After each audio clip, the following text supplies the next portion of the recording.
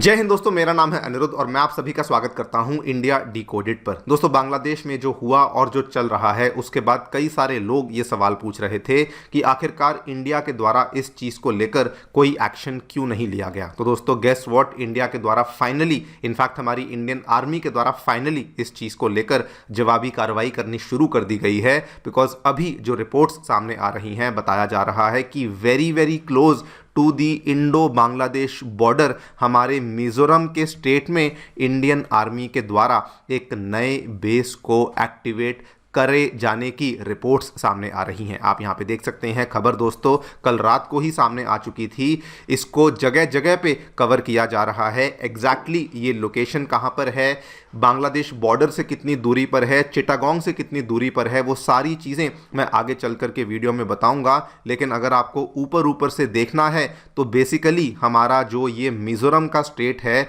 जिसमें यहाँ कहीं पर इस बेस को प्लान किया जा रहा है, तो एक तो ये चिटागोंग से बहुत नज़दीक है और दूसरा ये जो बांग्लादेश का जो साउथ में मिलने वाला बांग्लादेश का जो चिकन नेक वाला कॉरिडोर है, उनका चिकन नेक उससे भी ये बहुत ही नज़दीक हमें देखने को मिलता है। एग्जैक्टली क्या हुआ है, कहाँ हुआ है, इस पूरी चीज़ के बारे में आगे चल करके बातचीत आपके साथ करने वाला हूँ। लेकिन this is not the only development जो कि हमें फ़िलहाल देखने को मिली है। हरियाणा में से भी एक बहुत बड़ी डेवलपमेंट सामने आ रही है। ऑलरेडी हम लोग देखते हैं किस तरीके से बंगाल में और उत्तर प्रदेश में इल्लीगल बांग्लादेशियों की हमें बहुत भारी संख्या देखने को मिलती है। लेकिन अभी सिमिलर इंसिडेंट हमें हरियाणा के गुड़गांव के बिल्कुल नज़दीक में दिखने वाला एक एरिया है रेवाड़ी, वहाँ पर ये प्रॉब्लम देखने को मिली है, जहाँ पर से अब रिपोर्ट सामने आ रही है कि 73 इल्लीगल बांग्लादेशीज़ को पहले तो हिरासत में लिया गया है और 44 के अगेंस्ट अब वहाँ पे एफआईआर को भी दर्ज करवा दिया गया है। आप यहाँ पे देख सकते हैं एनडीटीवी की ये न्यूज़ है जो कि अगेन आज मॉर्निंग में सामने आई है। और इस पूरी चीज़ का जो ब्यौरा है हरियाणा के जो डीएसपी हैं रविंदर कुमार, उनके द्वारा इस चीज़ को यहाँ पर क्लियर कट बताया गया है कि कितने लोग थे, कितने महिलाएं थी, कितने पुरुष थे, कितने बच्चे थे, वगैरह वगैरह। इन दोनों चीज़ों के बारे में हम लोग डिटेल में जानकारी आपके साथ शेयर करेंगे विद मोर फोकस कि क्या एग्जैक्टली मिजोरम में हो रहा है और इस पूरी चीज़ के क्या मायने हैं इंडिया की सिक्योरिटी पॉइंट ऑफ व्यू से और बांग्लादेश के लिए क्या मायने हैं, इसको भी समझेंगे। हरियाणा में जो हुआ है उसके बारे में डिटेल्स भी शेयर करी जाएंगी। आइए शुरू करते हैं मेरे साथ। मेरा नाम है अनिरुद्ध। यदि आप लोग मुझे फॉलो करना चाहते हैं तो दिए गए टेलीग्राम चैनल के माध्यम से कर सकते हैं। इसके अलावा हमें हमारे व्हाट्सएप चैनल पे जाकर भी फॉलो कर सकते हैं। और अगर आपको हमारा कंटेंट पसंद आता है, अलाइन होते हैं, तो दिए गए क्यूआर कोड के माध्यम से हमें और हमारे चैनल को सपोर्ट भी कर सकते हैं। All right, directly coming to the news, क्या देखने मिला है दोस्तों। एज पर द रिपोर्ट जो कि सामने आई है, इंडियन आर्मी बेसिकली एक नया मिलिट्री बेस यहाँ पे सेटअप करने वाली है very very close to the Indo Bangladesh border in Mizoram. और इसके माध्यम से बेसिकली इंडियन आर्मी अपनी जो अग्रेसिव डिफेंस पोस्चरिंग है उसी को शोकेस करने वाली है। एग्जैक्टली क्या हुआ है आपको बता देता हूं।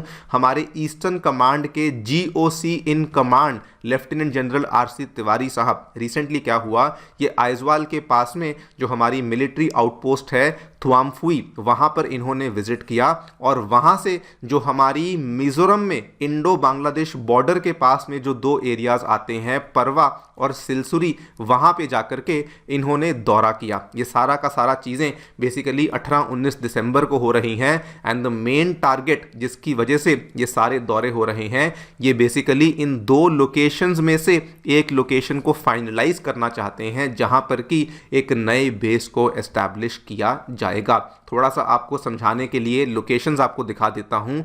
ये पहली वाली लोकेशन जो आप देख रहे हैं, पहले तो इस पूरे मैप को देखिए। ये जो लोकेशन है, this is very very close to the border. ये दोस्तों लोकेशन है परवा वाले एरिया की। इसको जूम इन करके दिखाता हूँ तो यहाँ पर देखिए, ये हमारा परवा वाला बॉर्डर आउटपोस्ट है। इसको अगर आप देखेंगे तो ये चिटागोंग या फिर चाटोग्राम से मात्र 50 किलोमीटर की दूरी पर है। एक लोकेशन तो ये है जो कि अभी प्रोस्पेक्टिव लोकेशन बनी हुई है। दूसरी लोकेशन जो बनी हुई है ये थोड़ा सा ऊपर जाकर के, जिसका नाम है सिलसुरी, ये भी यहाँ पे प्रोस्पेक्टिव लोकेशन बनी हुई है। इसको भी देख लीजिए। This is the location of सिलसुरी, जो कि बेसिकली अगेन चाटोग्राम से मात्र 60 किलोमीटर की दूरी पे देखने को मिलती है। और अगर आप दोनों ही लोकेशंस को देखेंगे, चिटागोंग से तो ये नज़दीक है ही, लेकिन उसके साथ में जो बांग्लादेश का ये वाला छोटा सा चिकन नेक है, इससे भी ये बहुत ज़्यादा दूरी पर हमें देखने को नहीं मिलती। भले यहाँ देख लीजिए, भले यहाँ देख लीजिए, ये दोनों ही लोकेशंस ऐसी चूज़ करी गई हैं जो कि चिटागोंग के साथ साथ बांग्लादेश के साउथ में दिखने वाला जो चिकन नेक का एरिया है उसके भी हमें बहुत नज़दीक देखने को मिल रही हैं। और ये जो प्लान्स हैं ये कंक्रीट प्लान्स हैं, बिकॉज आर्मी की रिपोर्ट ये बताती है कि जब ये यूनिट यहाँ पे तैयार हो जाएगा तो उसके बाद जो हमारी नागालैंड में दिखने वाली जो हमारी 3 कोर है उसके साथ ही इसको बेसिकली जोड़ा जाएगा। 3 कोर के बारे में आपको बता दूं, ये दोस्तों one of the oldest core है जो कि इंडियन आर्मी में हमें देखने को मिलती है।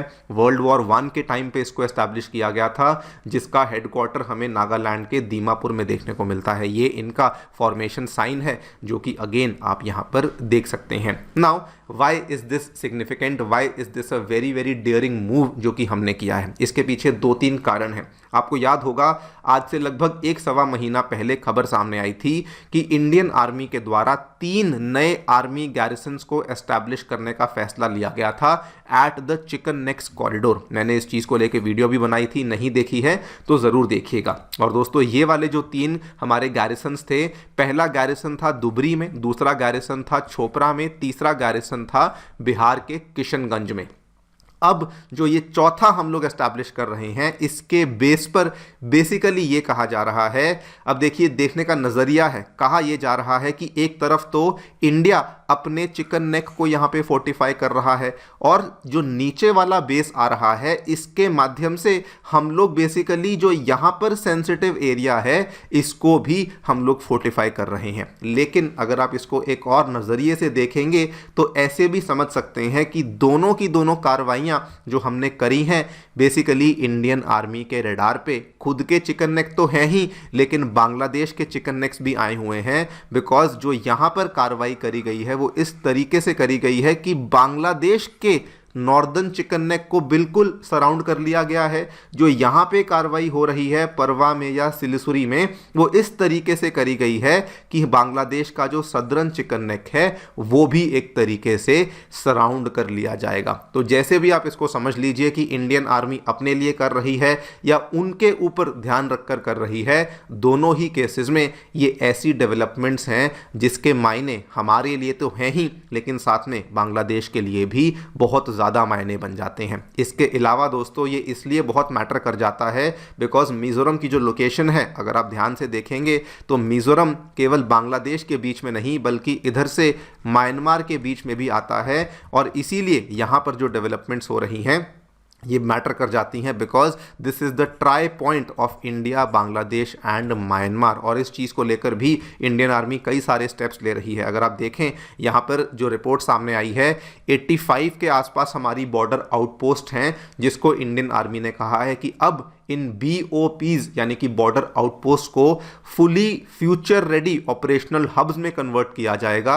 उसके ऊपर भी कार्रवाई शुरू कर दी गई है। यानी कि total north eastern 7 sister states को प्रोटेक्ट करने के लिए, बांग्लादेश में चल रही प्रॉब्लम से बचने के लिए, म्यांमार में चल रही प्रॉब्लम से बचने के लिए ये सारी की सारी कार्रवाई यहाँ पे करी जा रही है और इससे हमारा जो एरिया है ये और भी ज़्यादा सिक्योर हो जाएगा। इसके अलावा ये वाली डेवलपमेंट तो हमें बिल्कुल बांग्लादेश बॉर्डर के पास देखने को मिली। इसके अलावा दोस्तों हरियाणा से भी बड़ी डेवलपमेंट सामने आई है। पुलिस ने रेवाड़ी जिले में जाकर के बांग्लादेशी नेशनल्स के खिलाफ बड़ा क्लैंपडाउन, बड़ा एक्शन लिया है। एग्जैक्ट रिपोर्ट्स ये बताती हैं कि अप्रॉक्सीमेटली 70 से भी ज़्यादा लोग थे, 73 के आसपास लोग थे जिनको आइडेंटिफाई किया गया है, जिसमें से 44 के आसपास लोग ऐसे हैं जिनके ऊपर FIR को दर्ज किया गया है। उसके बाद अभी जो लेटेस्ट डेवलपमेंट आई है जो कि एटलीस्ट वहाँ से बताया गया है कि इन लोगों को अब पकड़ के पहले वेस्ट बंगाल के हावड़ा भेजा जाएगा और वहाँ से हमारी BSF के द्वारा इन लोगों को वापस